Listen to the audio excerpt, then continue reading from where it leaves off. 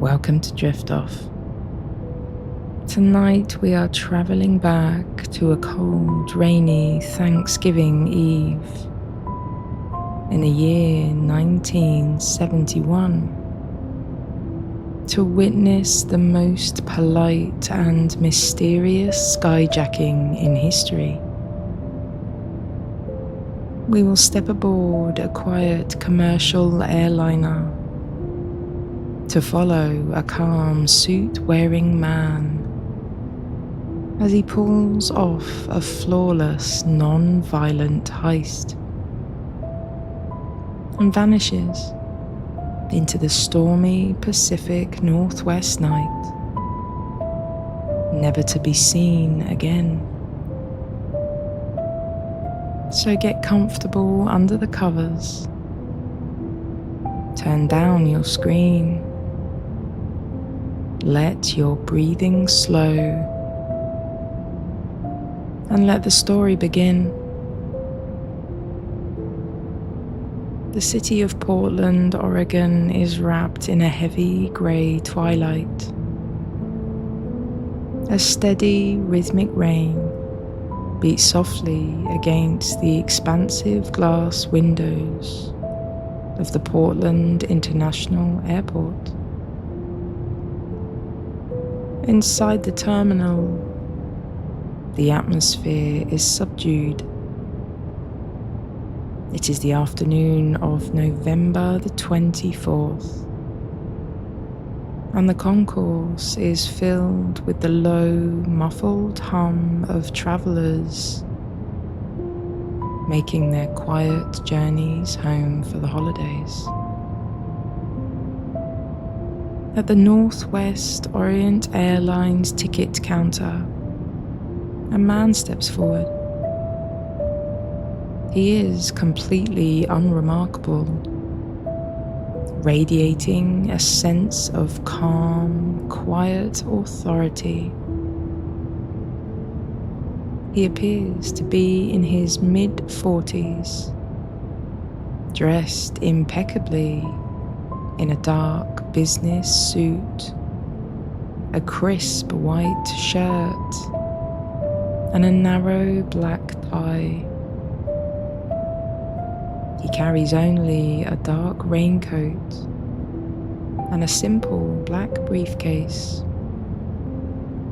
In a smooth, low voice, he purchases a one-way ticket for a short 30-minute flight north to Seattle. He gives his name simply as Dan Cooper. He walks methodically toward the gate and steps out into the cool, damp air of the tarmac, climbing the metal stairs to board Flight 305, a Boeing 727. The cabin is lightly populated with only 36 passengers, scattered among the plush, softly upholstered seats. Mr. Cooper takes seat 18C near the rear of the aircraft. As the heavy cabin doors close, sealing out the chill of the afternoon, he settles in. He politely flags down a passing flight attendant, a young woman named Florence, and in a gentle, unhurried tone, he orders a bourbon and soda. He lights a cigarette, leaning back into the cushions as the jet engines roar to life, and the plane gently lifts off into the dark, rain-soaked clouds. The flight is smooth, the cabin bathed in the warm, dim glow of overhead reading lights. The rhythmic hum of the engines acts as a heavy, soothing lullaby for the drowsy passengers. As Florence passes by seat 18C once more, the quiet man hands her a small, neatly folded piece of paper. Thinking it is merely a phone number, she drops it into her pocket without looking. But the man leans in slightly, his voice perfectly level, and says, "Miss, you better look at that note. I have a bomb." Florence pauses and slowly unfolds the paper. Written in neat, exact printed letters is a quiet demand for $200,000 and 4 parachutes. He instructs her to sit beside him.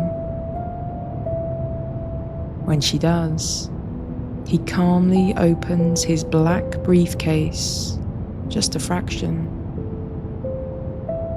Inside, resting peacefully among a tangle of colored wires, are red cylinders. He closes the briefcase with a soft click. There is no shouting, no panic, no raised voices. Mr. Cooper remains entirely cordial and perfectly polite. When the pilot is informed of the situation, he maintains the calm atmosphere of the cabin.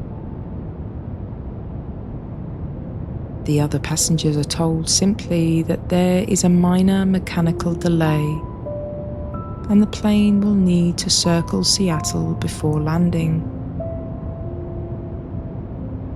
For the next 2 hours, the aircraft glides in a wide, hypnotic holding pattern.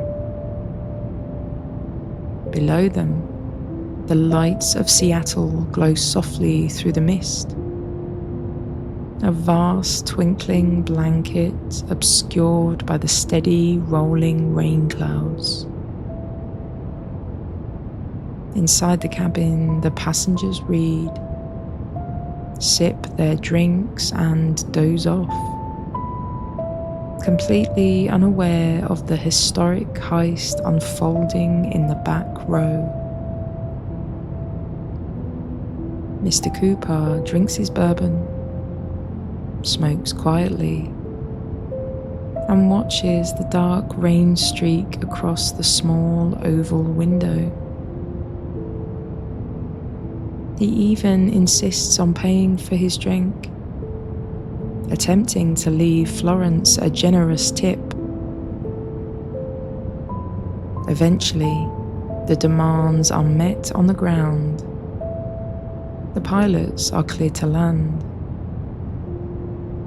The heavy wheels of the 727 touch down smoothly on the wet tarmac of Seattle-Tacoma Airport. The rain is pouring now, washing over the aircraft in a steady, rhythmic drumming sound. The plane taxis to a remote, brightly lit section of the runway. True to his word, as soon as a knapsack full of cash and 4 parachutes are brought aboard the front door, Mr. Cooper allows all 36 passengers and 2 flight attendants to disembark safely. They walk quietly down the stairs into the cool, rainy night, unharmed and completely oblivious to the danger they had been in. Now, only the pilots, 1 flight attendant and Mr. Cooper remain on board. The cabin is incredibly quiet. The long rows of empty seats sit in dim shadows.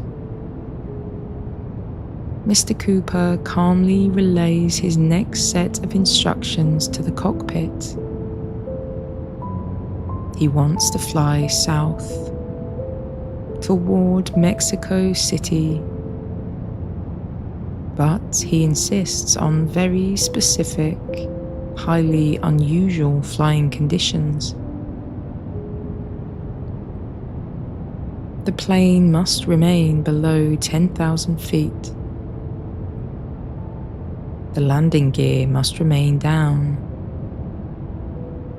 and the wing flaps must be lowered, slowing the aircraft to a gentle, sluggish glide. The pilots agree.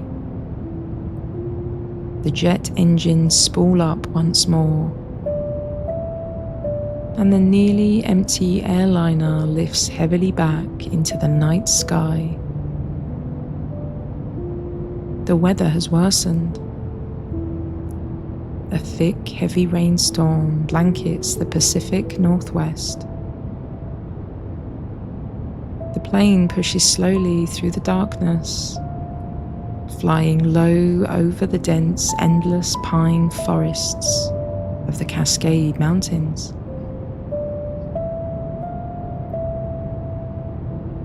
Alone in the passenger cabin, Mr. Cooper goes to work.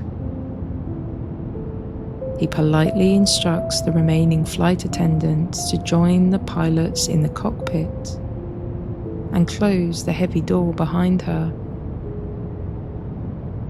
She complies, leaving the man entirely alone in the shadows. He methodically secures the knapsack of money around his waist. He straps one of the heavy parachutes tightly to his back. Then he walks to the very rear of the aircraft. The Boeing 727 is unique, equipped with an aft staircase that can be lowered directly from the tail in mid-flight. The cockpit crew notices a sudden, distinct shift in the cabin pressure. A warning light flashes softly on the instrument panel. The rear stairs have been deployed. The freezing, turbulent night air rushes into the quiet cabin, bringing with it the smell of pine and heavy rain. It is just after 8 o'clock at night.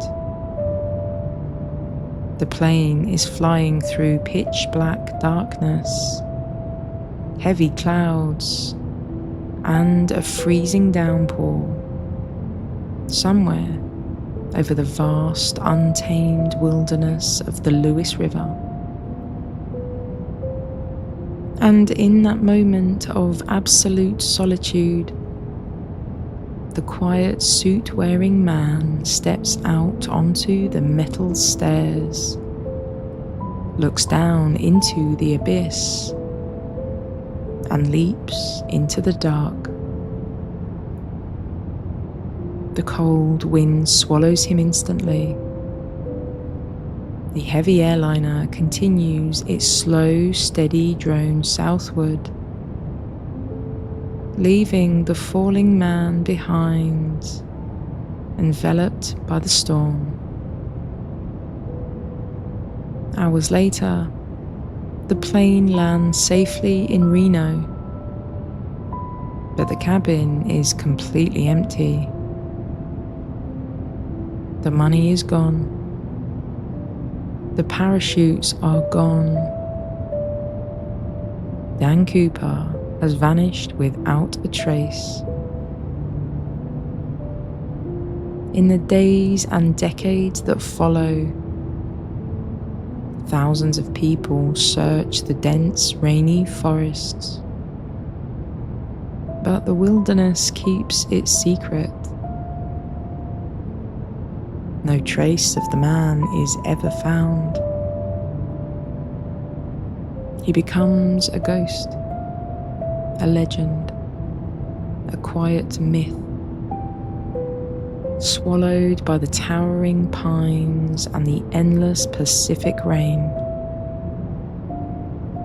The great mystery is perfectly sealed, a flawless escape executed with politeness and precision, fading into the damp earth of the mountain woods. The rain continues to fall, washing away the footprints of the past. The forest is still and deeply peaceful. The shadows grow long. The night is deep and secure. Close your eyes. Let your mind wander into the stillness and sleep well, my friends.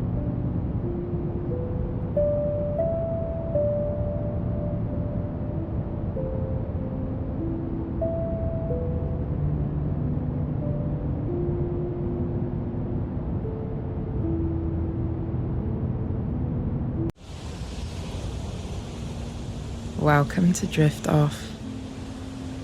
Tonight we are travelling to a remote windswept rock off the rugged coast of Scotland in the deep winter of 1900 to explore one of the most chilling but deeply peaceful maritime mysteries in history. We will climb the spiralling stone stairs of the Flannan Isles Lighthouse to follow the final quiet days of 3 dedicated keepers who simply vanished into the sea without a trace. So, get comfortable under the covers. Turn down your screen. Let your breathing slow and let the story begin. The North Atlantic Ocean is a vast rolling canvas of deep icy green. It's the 26th of December, the day after Christmas in the year 1900.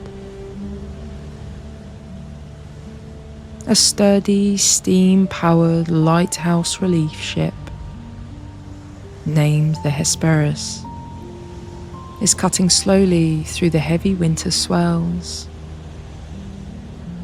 She is sailing toward a tiny, isolated cluster of uninhabited rocks, known as the Seven Hunters, located deep in the remote Outer Hebrides of Scotland.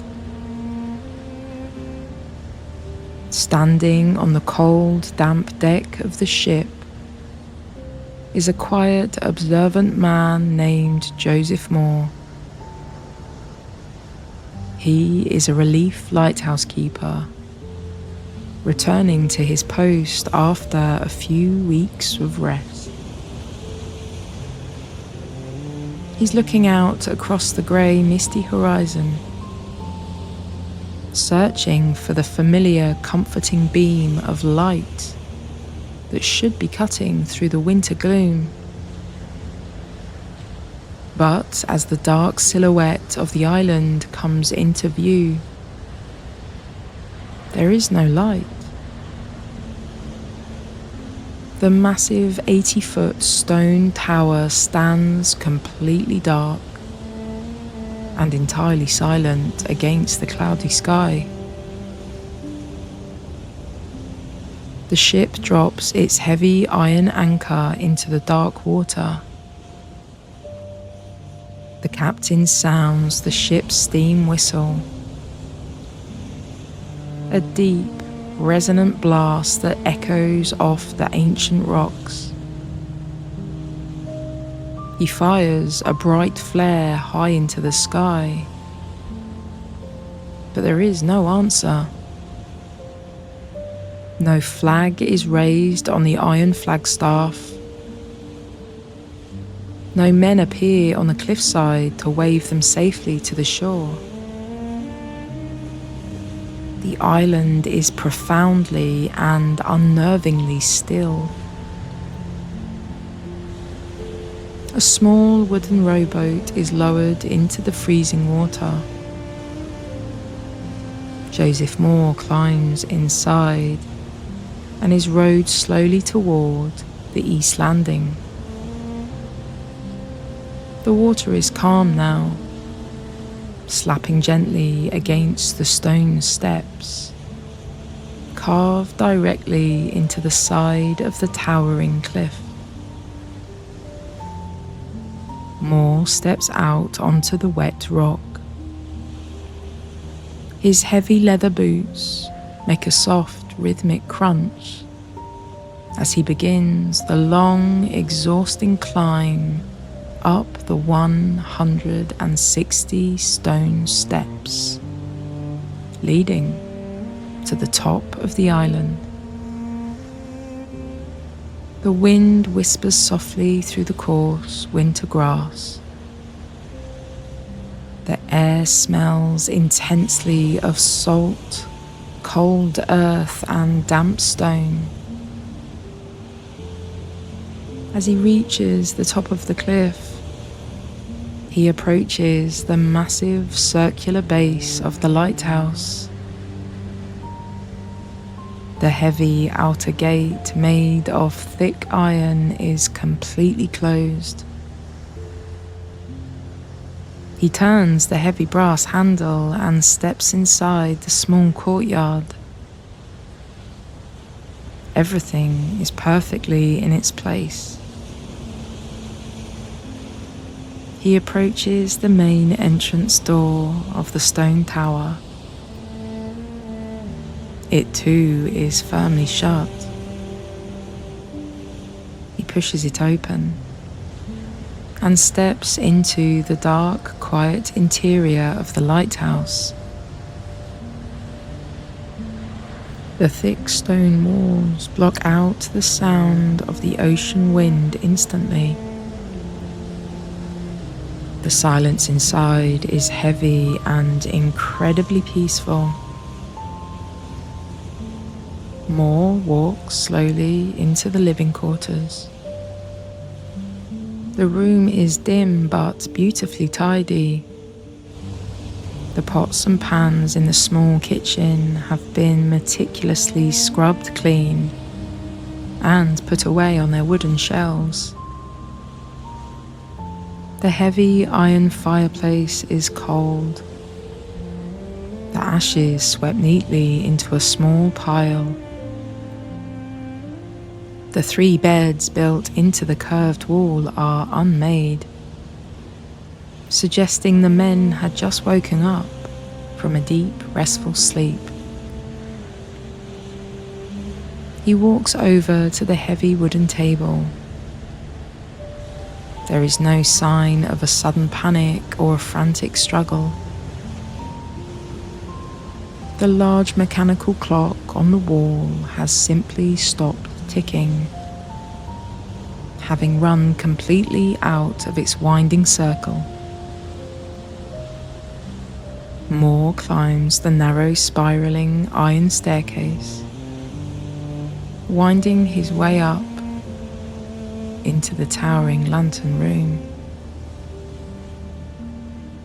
Here, inside the magnificent crystal prism of the light, everything is in perfect, immaculate order. The brass oil lamps have been carefully trimmed. The oil fountains are completely full, ready to be lit for the evening.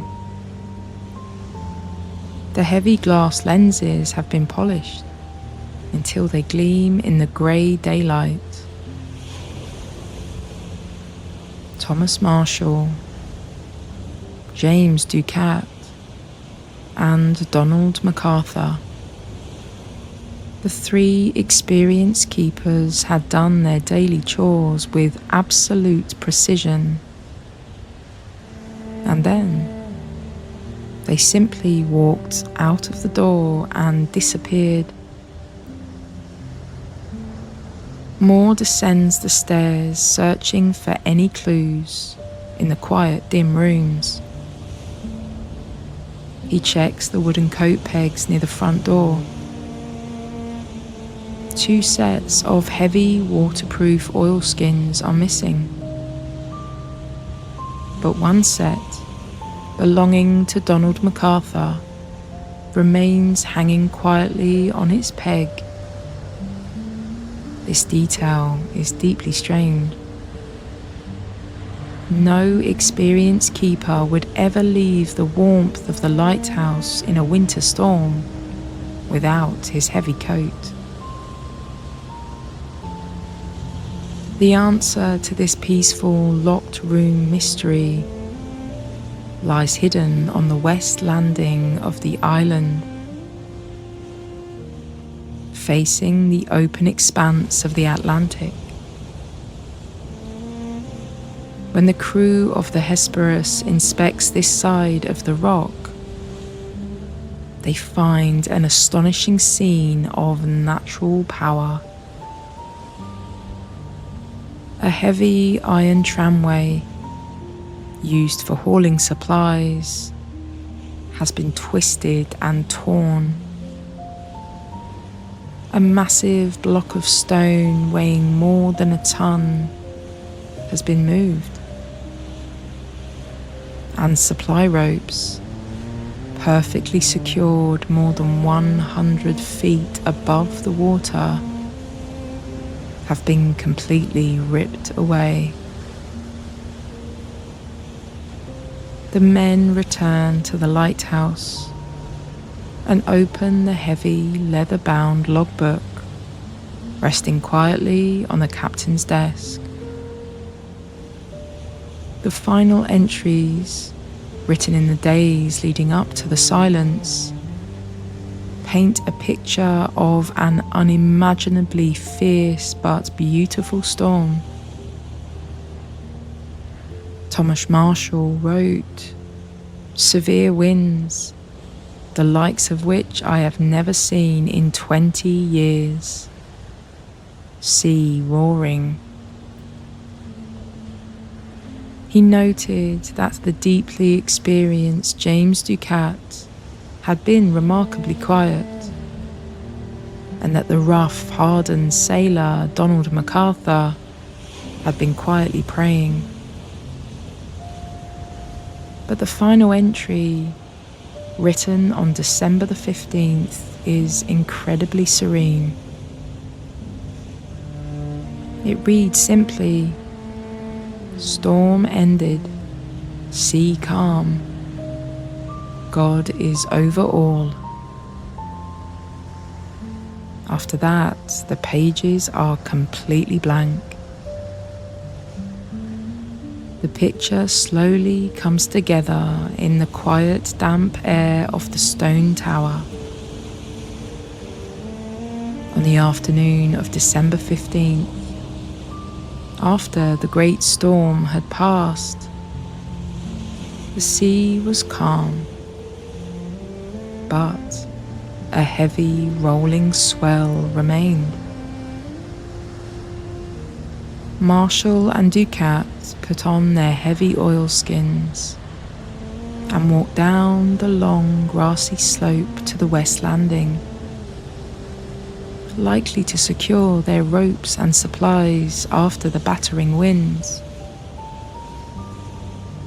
MacArthur remained inside the warm, quiet lighthouse without his coat, perhaps washing the morning dishes or preparing the oil lamps for the night. Suddenly, from his window, he must have seen something massive rising from the deep. A rogue wave, a sudden towering wall of dark water, swelling silently out of the calm sea. Without taking the time to grab his coat, MacArthur rushed out the door, running down the stone steps to warn his friends, but the ocean was too fast. The massive wave swept completely over the western cliff, more than 100 feet high,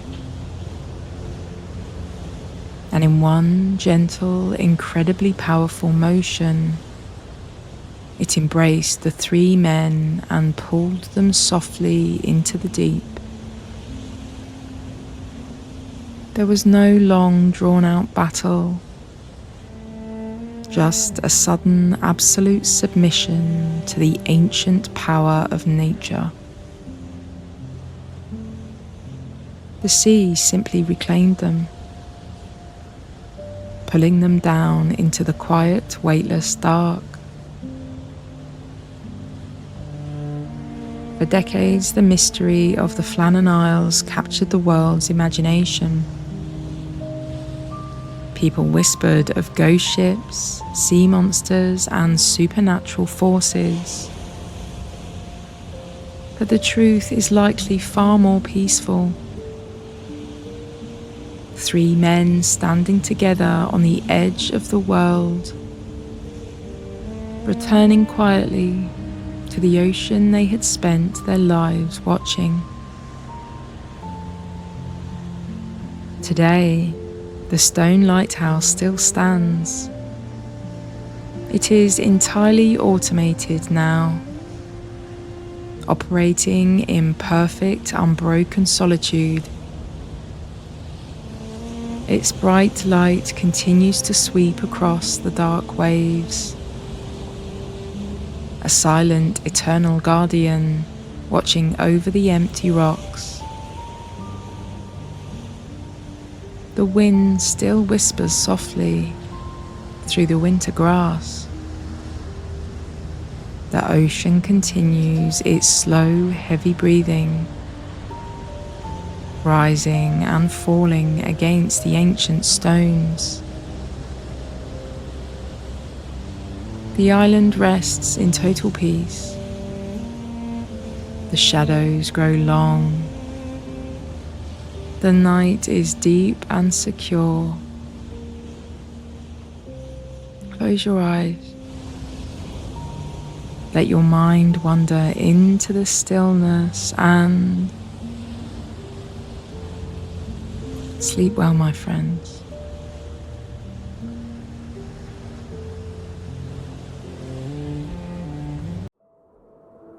Welcome to Drift Off. Tonight, we are traveling to the quiet, snow-dusted streets of Boston in the year 1990 to explore the largest unsolved art heist in history.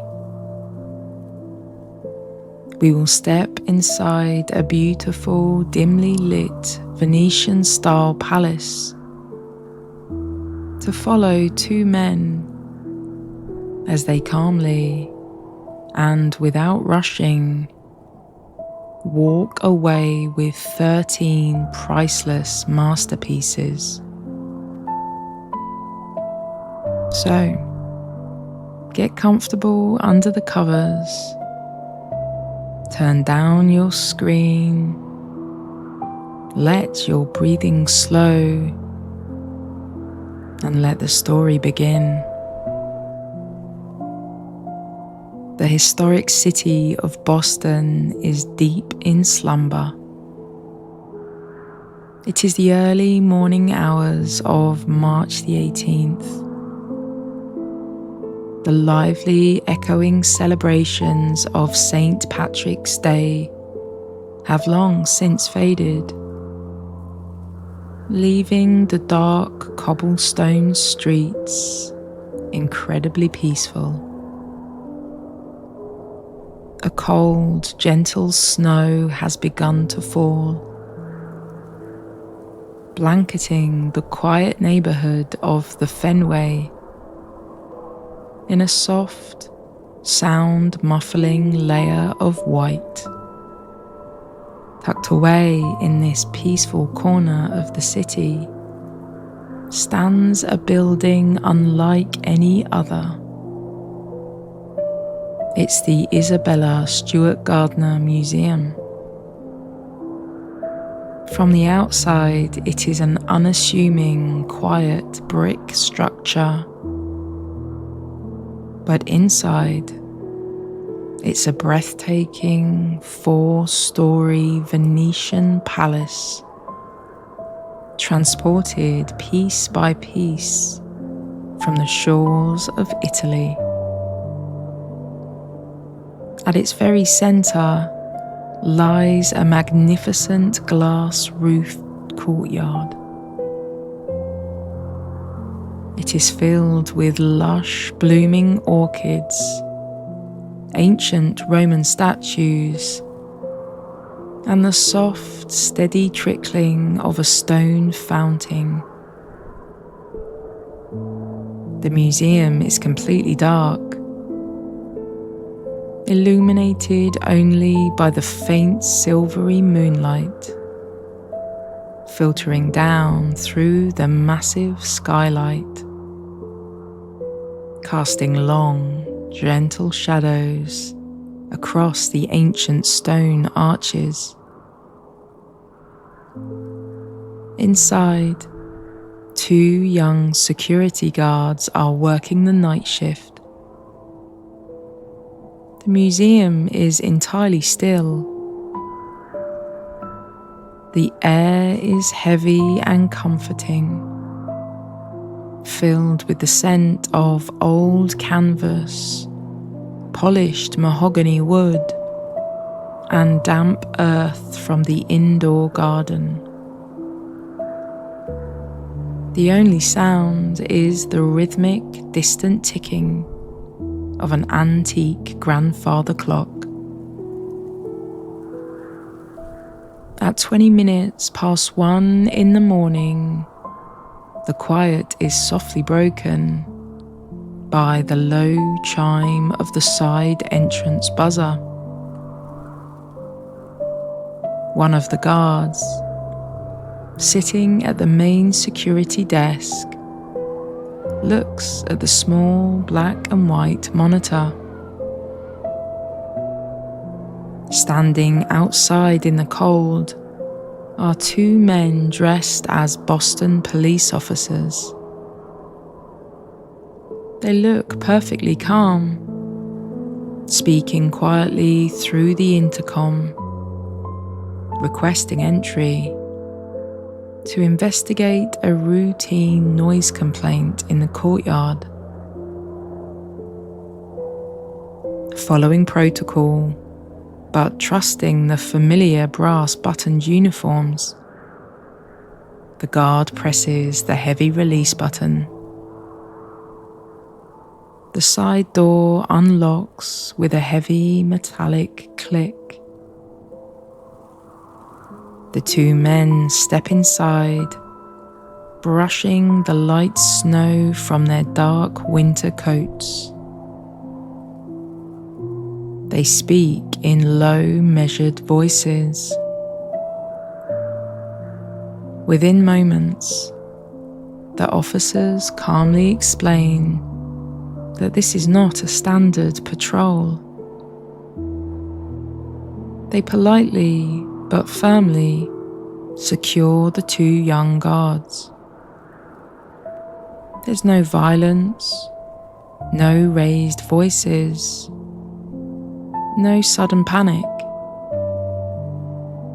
The guards are guided gently down to the cavernous basement, where they are safely secured, far away from harm, made comfortable in the dark,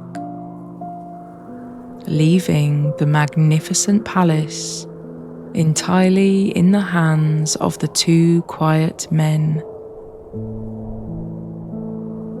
For the next 81 minutes, A profound, uninterrupted silence falls over the museum once more. The two men do not run. They do not rush. They move with the slow, methodical pacing of ghosts wandering through a dream. Their heavy boots make soft, muffled thuds against the dark wooden floorboards as they ascend the grand sweeping staircase to the second floor. They enter the Dutch room, a vast shadowed gallery wrapped in rich green velvet and dark wood panelling. Here, some of the world's most brilliant masterpieces sleep in the dark. The men approach a massive, intricately carved golden frame. Inside it rests Rembrandt's only known seascape, the storm on the Sea of Galilee. Working in the dim, tranquil light, they carefully pull the heavy painting from the wall. Instead of wrestling with the ornate, cumbersome frame, they use a small, sharp blade. With a slow, rhythmic tearing sound, they slice the ancient canvas cleanly from its wooden stretcher. The fabric folds softly as they roll it into a neat, secure cylinder. They move gracefully to the next piece, a rare, breathtaking portrait by Johannes Vermeer, titled The Concert. Again, the soft, steady slice of the blade, separating the painted fabric from its historic home. They walk smoothly through the quiet galleries, visiting the short gallery and the blue room. They collect a delicate sketch by Degas and an ancient Chinese bronze beaker, handling each item with slow, deliberate precision. In total, 13 quiet treasures are gathered up. The men move flawlessly, taking their time, leaving the heavy golden frames resting silently on the polished floors. At 2:45 in the morning, they walk calmly out the side door, stepping back into the freezing, snow-covered night. They load their quiet cargo into a waiting car and simply drive away, fading completely into the dark winter mist. It's not until the sun rises and the morning shift arrives that the quiet heist is discovered. The police are called. The two unharmed guards are freed from the basement, and the art world is brought to a standstill. An investigation spans across the globe, reaching into quiet corners of Europe and the deep shadows of the city. But the trail grows completely cold. The two men and the masterpieces have simply evaporated. Decades pass, the seasons change, the snow melts, and the orchids in the courtyard bloom over and over again. But the 13 masterpieces never return. Yet, the museum makes a beautiful, quiet decision. They do not replace the stolen art. Instead, they gather the empty golden frames and hang them exactly where they were, back on the deep velvet walls. Today, if you walk through the dimly lit Dutch room, you will see those grand empty frames. They stand as a silent, peaceful vigil, a quiet reminder of what was lost and a hopeful, patient wait for what might one day return. The mystery remains perfectly unsolved, closing the loop not with answers, but with an enduring, beautiful stillness, leaving an open, safe space for the imagination to wander. The museum rests now, bathed in moonlight once more. The empty frames hold the quiet secrets of the night. The shadows grow long. The night is deep and secure. Close your eyes. Let your mind wander into the stillness and sleep well, my friends.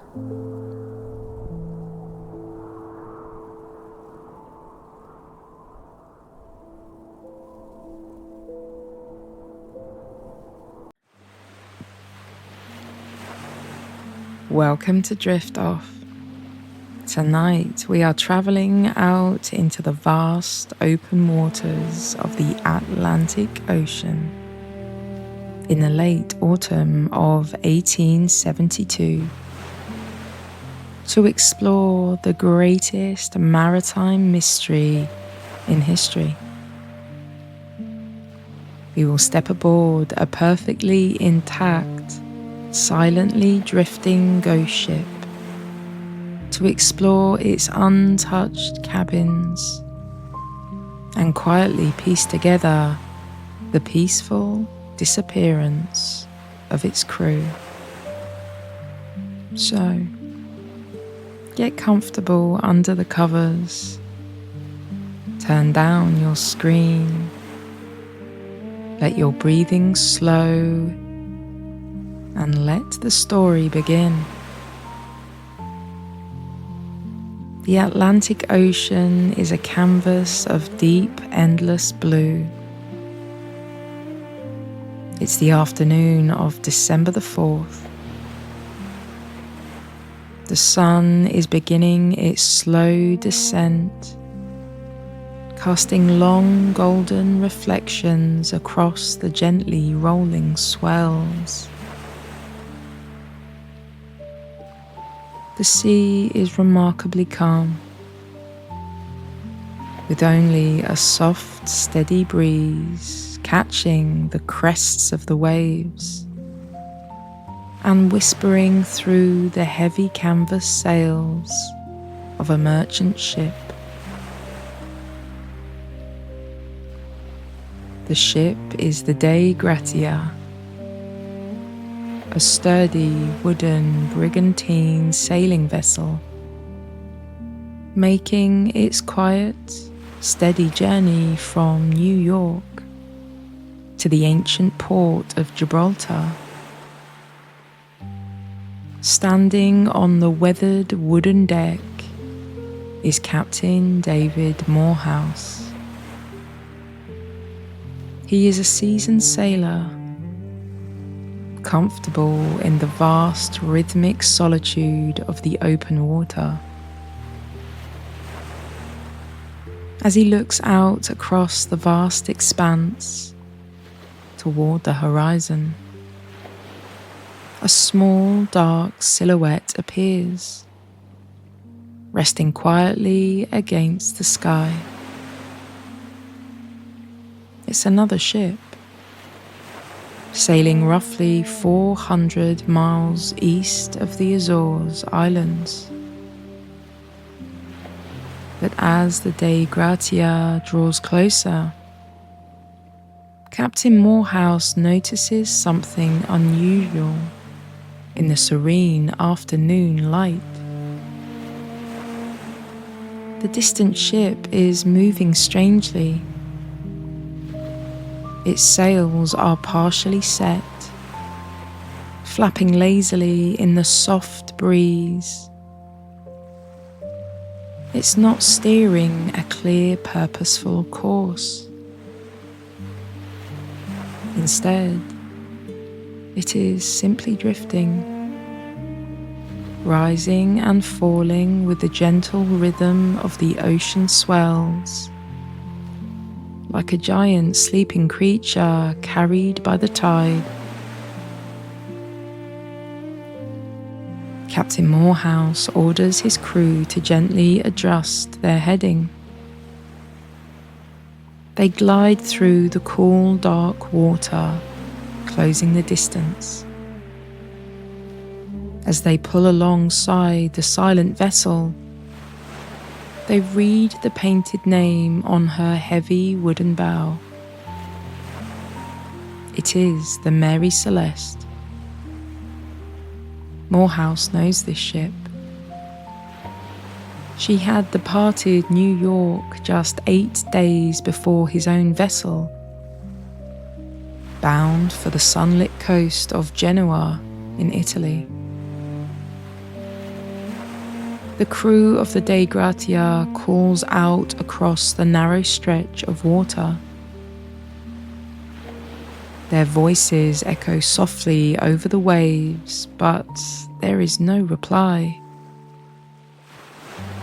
Only the sound of the wind and the gentle lapping of the sea against the wooden hull.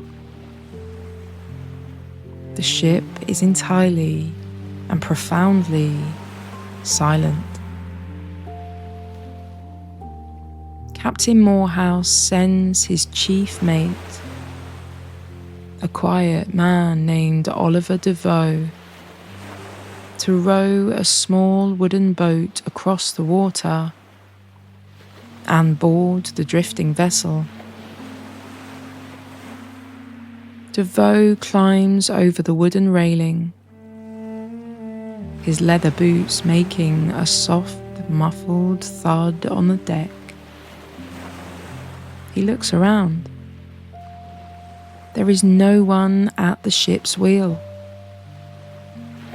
The deck is completely empty, bathed in the warm, fading sunlight. He walks slowly, methodically, inspecting the ship. There are no signs of a struggle. There is no damage to the heavy wooden masts. The ship is beautifully intact and completely seaworthy. The only sound is the rhythmic creaking of the timber swaying in the water. DeVoe descends the narrow wooden stairs into the ship's dark, cool hold. He finds the cargo perfectly undisturbed.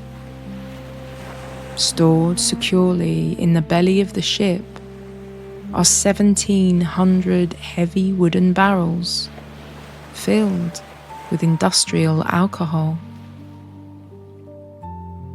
The air down here is dry and calm. There are no leaks, no flooding, nothing that would cause a crew to abandon their journey.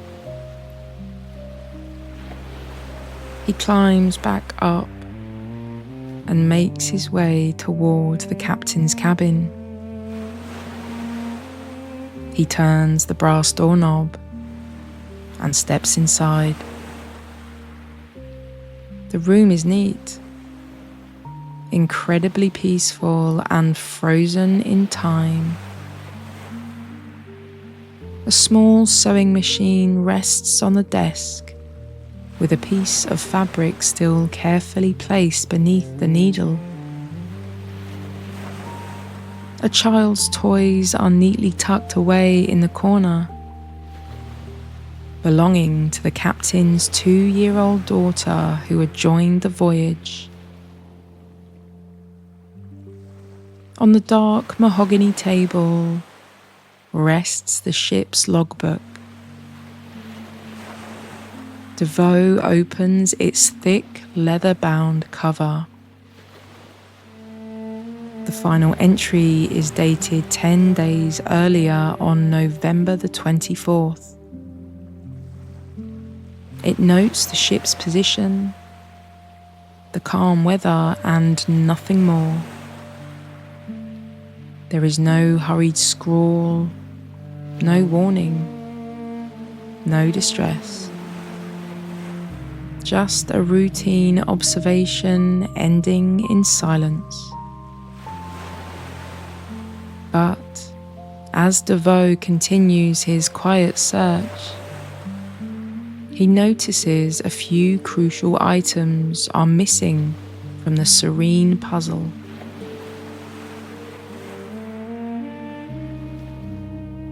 The ship's only lifeboat, a small, sturdy yawl, is gone from its moorings.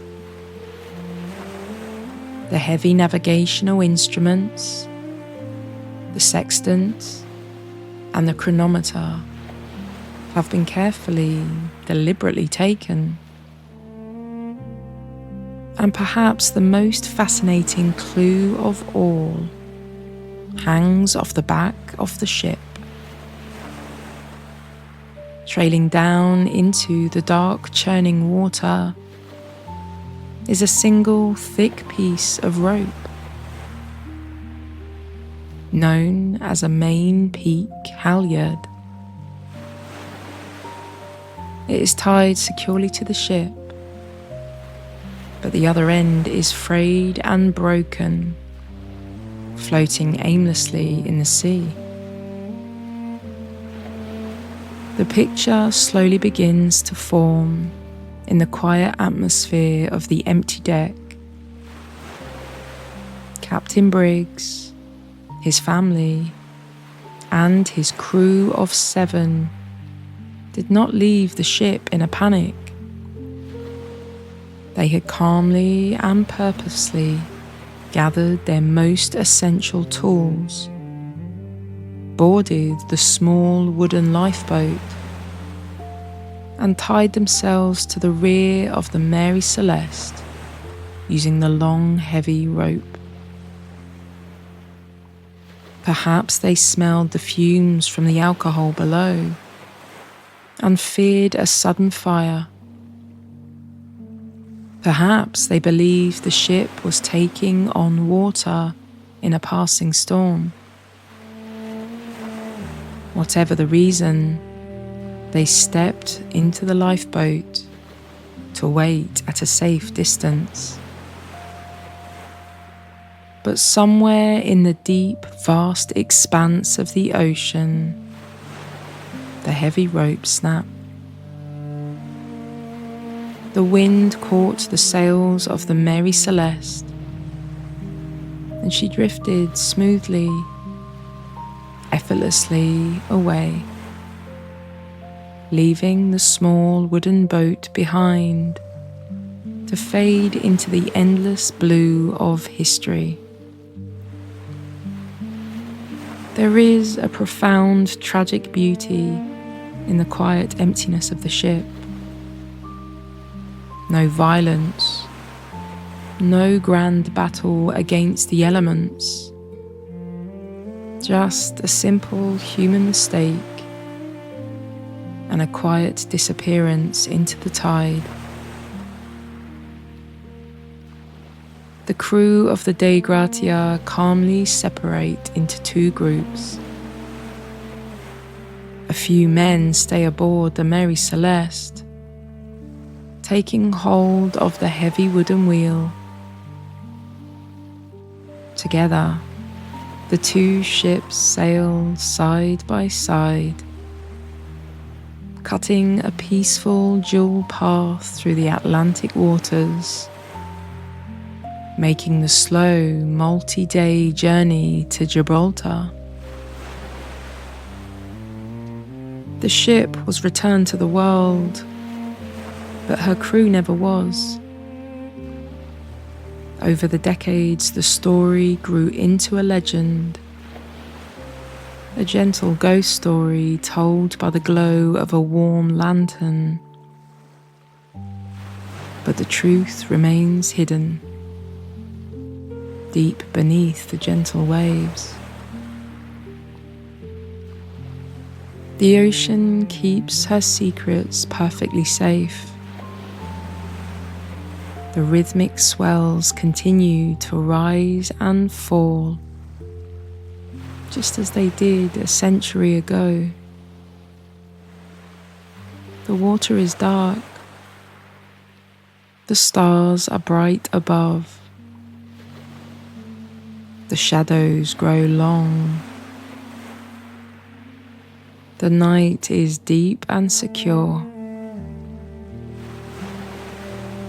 Close your eyes.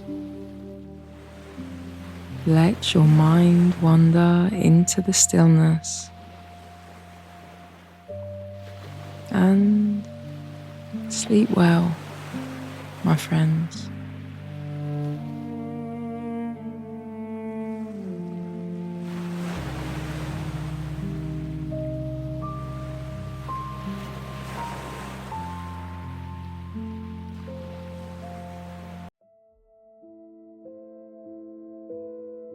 Welcome to Drift Off. Tonight we are travelling back to the quiet, misty streets of Paris in the year 1911 to witness the greatest art heist in history. We will step into the silent, cavernous shadows of the Louvre Museum to follow a humble glazier as he calmly and without a trace vanishes with the Mona Lisa. So, get comfortable under the covers, turn down your screen, let your breathing slow, and let the story begin. The grand city of Paris is slowly waking up.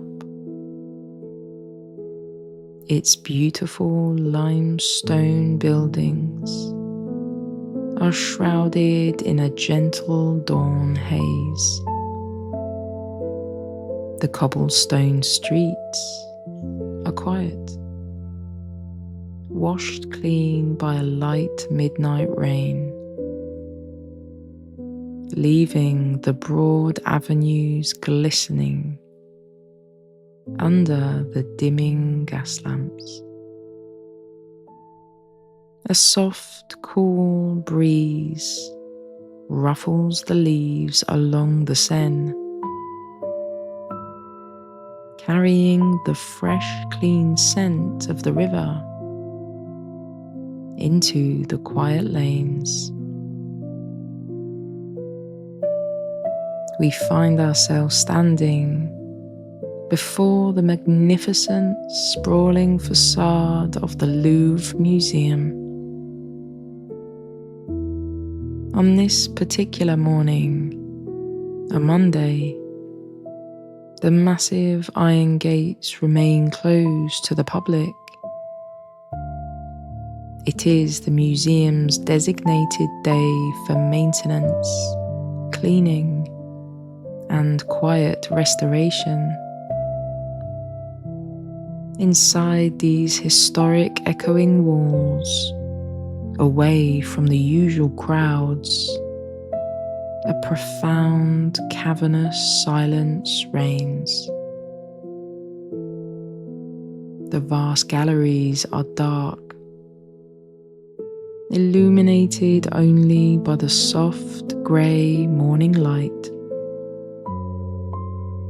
filtering through the massive glass ceilings far above, casting long, gentle shadows across centuries of art. Among the few people permitted inside on this peaceful morning is a young Italian decorator and glazier named Vincenzo Perugia. He is a man of quiet, unassuming habits, deeply familiar with the intricate layout of these endless winding corridors. Having spent months helping the museum install protective glass cases around its treasures, Vincenzo moves through the halls with a calm, purposeful step. At around 7 o'clock in the morning, he slips through the workers' entrance alongside the other artisans. Like his peers, he wears a long, loose-fitting white worker's smock. This is the standard attire that allows him to blend perfectly into the background of the museum's daily operations. The fabric of his smock rustles softly as he walks past rows of silent statues and grand shadowed frames.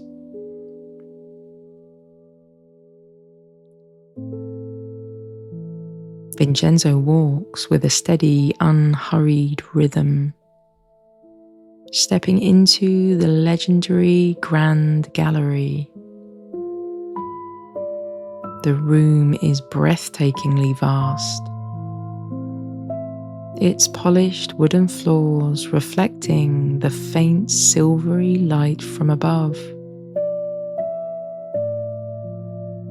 Along the walls hang dozens of masterpieces, resting peacefully in the morning shadows.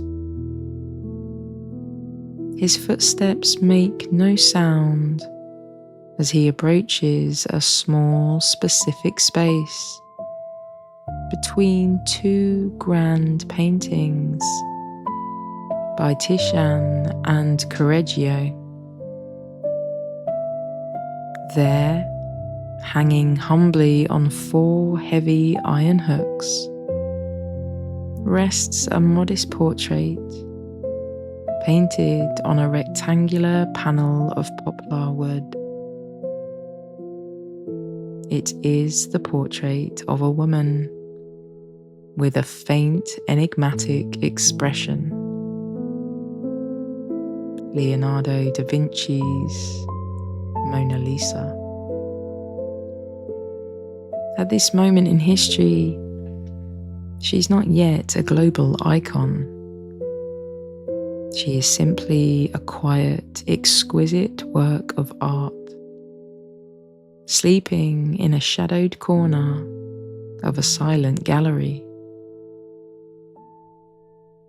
Vincenzo stands alone in the immense gallery. He waits for the perfect pocket of absolute stillness. The air is warm and heavy with the scent of old wood, linseed oil, and fresh floor wax. When he is certain that no guards or cleaners are nearby, he reaches out with steady, practiced hands. He gently lifts the wooden box from its iron hooks. The painting, reinforced by a thick wooden brace, is heavy, but Vincenzo handles it with supreme care.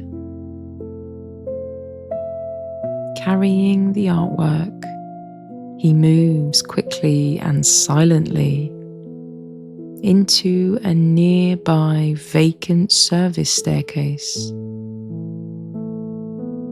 Sitting on the cool stone steps, surrounded by the peaceful dimness, he begins his methodical work. With a small screwdriver, he carefully removes the painting from its ornate golden frame. He slides the protective glass housing away. His movements are slow, deliberate, and entirely focused.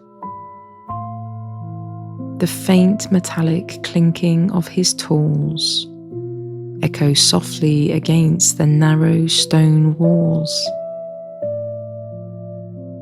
Once the bare poplar panel is freed, he takes off his long white worker's smock and wraps the soft fabric entirely around the painting. He tucks the bundle securely under his arm.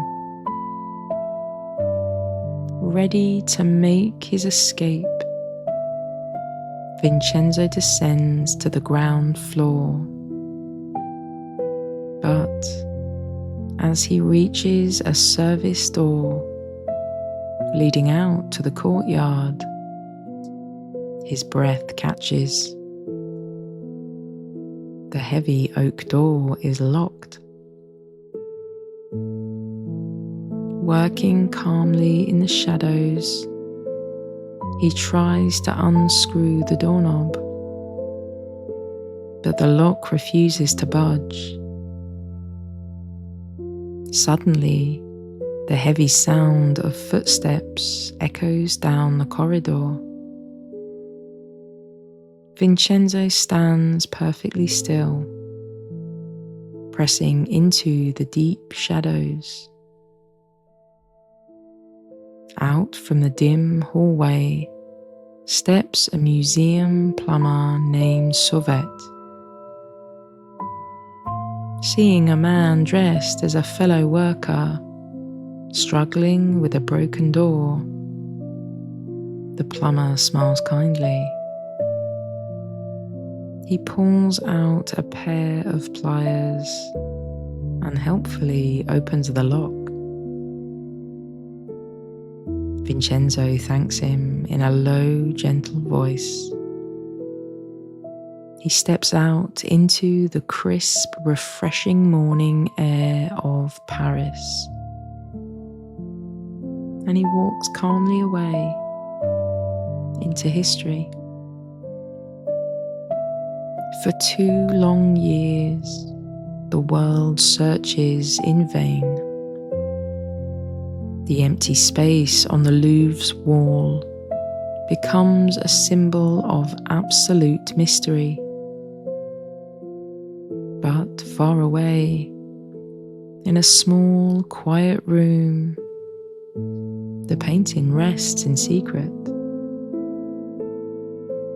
Vincenzo has kept it hidden inside the false bottom of a heavy wooden trunk, tucked beneath his winter blankets and everyday belongings. In the quiet evenings, he opens the chest letting his eyes linger on the smooth poplar wood, waiting for the day he can bring her home to Italy. In late autumn of the year 1913, Vincenzo decides it's time to close the loop. He packs the heavy wooden trunk and travels by train across the Alps, watching the snow-capped mountains pass slowly by the window as the rhythmic click-clack of the train tracks lulls him into a deep calm. He arrives in the beautiful historic city of Florence.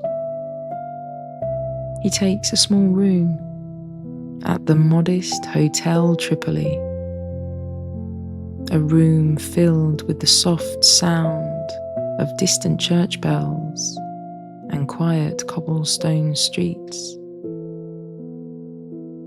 Vincenzo sends a quiet, anonymous letter to an art dealer in the city named Alfredo Geri. In the letter, he offers to return the masterpiece to its native soil, asking only for a modest reward for his service to his country. The art dealer, intrigued but highly cautious, schedules a secret meeting. He brings along the director of the legendary Uffizi Gallery, Giovanni Poggi. Together, the two men walk up the narrow wooden stairs of the hotel and enter Vincenzo's quiet, dimly lit room. The air is completely still, tense with anticipation. Vincenzo calmly lifts his blankets, opens the false bottom of the trunk and reveals the wrapped bundle. As the layers of old fabric are slowly peeled back, the famous enigmatic smile appears in the dim hotel light. The museum director examines the painting with a magnifying glass, noticing the fine, intricate cracks in the ancient paint. He looks at the back of the poplar panel and spots the official authentication stamps of the Louvre Museum. It is truly her, undamaged, serene, and perfectly preserved. The two men tell Vincenzo they must take the painting to the Uffizi Gallery for safekeeping and to verify its condition under proper light. Vincenzo, trusting his countrymen completely, calmly agrees and remains resting in his room. A few hours later, a gentle, firm knock sounds on the door. But it is not the art dealers returning. It's the Italian police, arriving quietly and without any violence. Vincenzo is arrested peacefully in his room.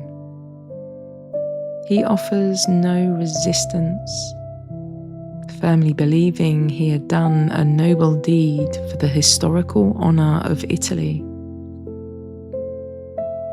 The news of the recovery flashes across the world like wildfire, bringing a collective sigh of relief to art lovers everywhere. Before returning to Paris, The Mona Lisa is displayed in the grand, softly lit galleries of Florence and Rome, where thousands of people line up in quiet reverence to witness her safe and beautiful return. The great mystery is solved. The open loop is finally closed. Vincenzo's long journey has ended in a quiet cell where he will serve a very brief, peaceful sentence. And the legendary portrait travels safely back across the borders, returning to her familiar, protected alcove in the grand halls of Paris. The world can finally rest. The lady is home. The shadows grow long. The night is deep and secure. Close your eyes. Let your mind wander into the stillness and sleep well, my friends.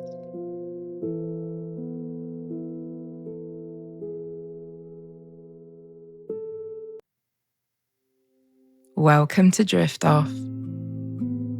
Tonight we are travelling across the cold, grey waters of the Atlantic in the year 1886 to witness the quiet, methodical assembly of a colossal monument.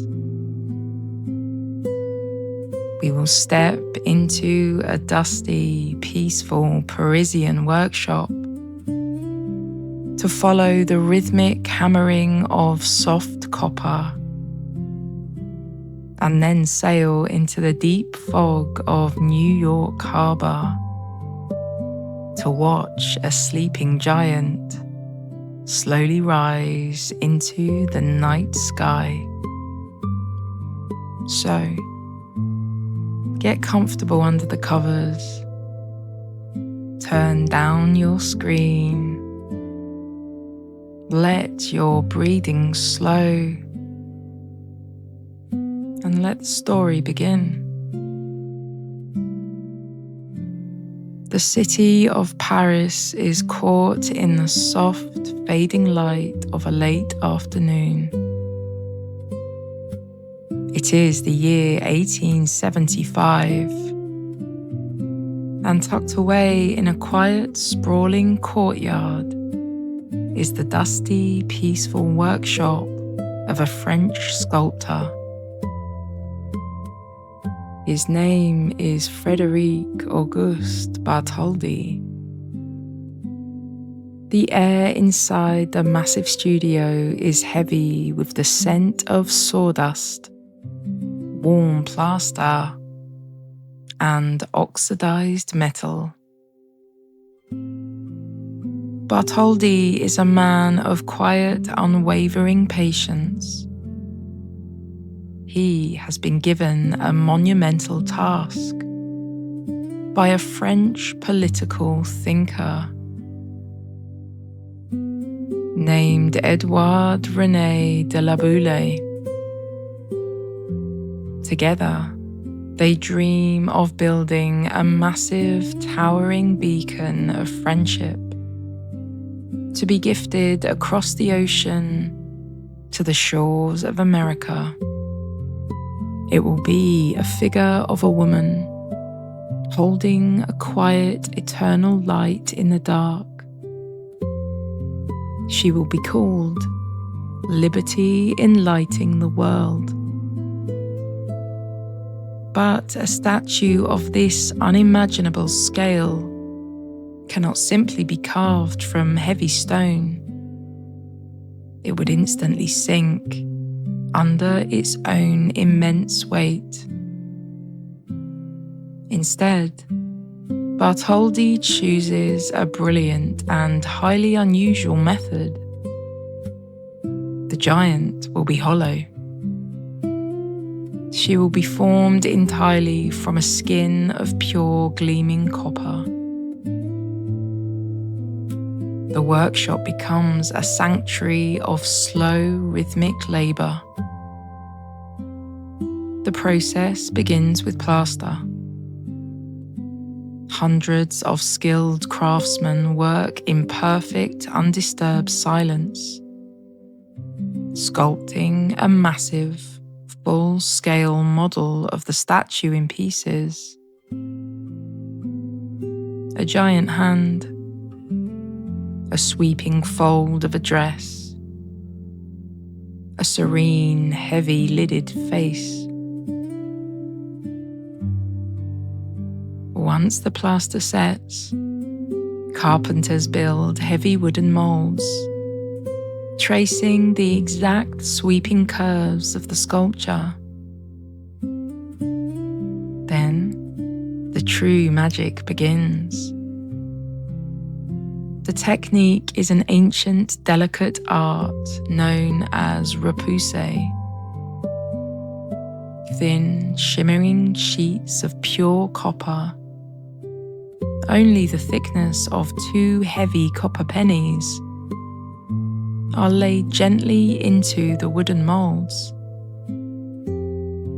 Dozens of workers holding smooth, rounded wooden mallets begin to strike the metal. The sound is not a harsh, ringing crash, but a soft, steady, hypnotic thudding. The rhythm fills the workshop like the falling of heavy, warm rain. Slowly, patiently, the soft copper bends and stretches, taking on the exact shape of the wood beneath it. For years, the quiet hammering continues, turning flat, lifeless metal into the sweeping, majestic fabric of a giant's robe. But a hollow skin of thin copper cannot stand on its own against the roaring ocean winds. It needs a spine. Bartholdi reaches out to a quiet, brilliant structural engineer, a man who understands the delicate balance of iron and wind. His name is Gustav Eiffel, the same man who will one day build his own towering iron needle in the heart of Paris. Eiffel designs a massive central iron pylon, towering nearly 100 feet into the air. Branching off from this heavy iron spine is a complex, brilliant web of lighter iron trusses. It looks like the delicate, intricate skeleton of a giant sleeping leviathan. The iron frame is designed not to be rigid, but to breathe. It will allow the copper skin to shift and flex gently, absorbing the heat of the summer sun and the fierce winds of winter storms without ever cracking. By 1884, the colossal puzzle is complete. The giant stands in the Parisian courtyard, towering over the rooftops, a beautiful gleaming copper monument reflecting the golden sun. But now she must cross the sea, with the same slow, methodical care used to build her. The workers begin taking her apart. 350 individual copper pieces are carefully unscrewed and packed away into 214 massive wooden crates.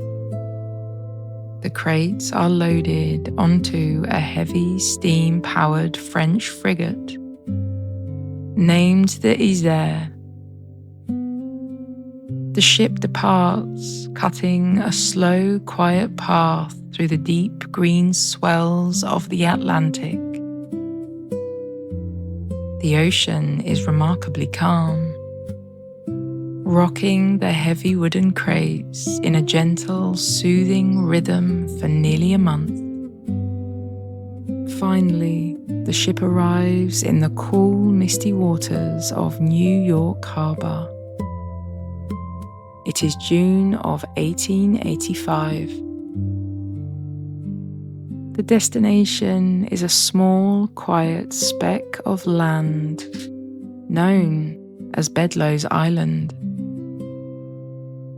Here, a massive stone pedestal has been slowly built, waiting patiently in the fog for its crown. The assembly process is a masterclass in quiet precision. The heavy iron spine of Eiffel is anchored deeply into the solid stone base. Then, piece by piece, the wooden crates are opened. The copper plates are hoisted high into the damp, salty air, swinging gently on thick hemp ropes. Workers suspended on wooden platforms begin the hypnotic, rhythmic task of riveting the copper skin to the iron skeleton. They use 300,000 individual copper rivets. The sound of the hammers echoing across the quiet, foggy harbour is slow, measured, and deeply peaceful. There is no rush, no panic, just the steady, patient rebuilding of a giant. They work through the crisp autumn mornings and the still, frosty afternoons. Slowly, the dark copper rises piece by interlocking piece. The sweeping robes, the sturdy arm, the heavy seven-pointed crown. Finally, the massive torch is bolted firmly into place, holding its silent flame high above the dark water. When the last rivet is set, the wooden scaffolding is quietly taken down. The island falls completely and profoundly still. The men pack their heavy iron tools and row away through the mist. The colossal copper woman stands entirely alone on her quiet island. Over the coming decades, the sharp, salty breath of the ocean air will slowly oxidize the shining copper, turning it into the soft, powdery green patina we know today. She is perfectly balanced. Her iron spine breathes with the wind. Her heavy eyes look out across the dark expanse of the Atlantic. a silent, eternal guardian, standing watch while the world sleeps. The harbour waters ripple gently against the stone walls.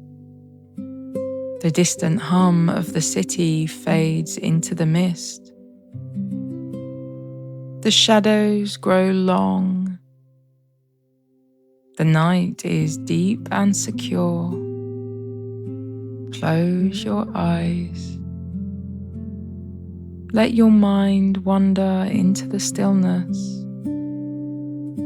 and sleep well, my friends.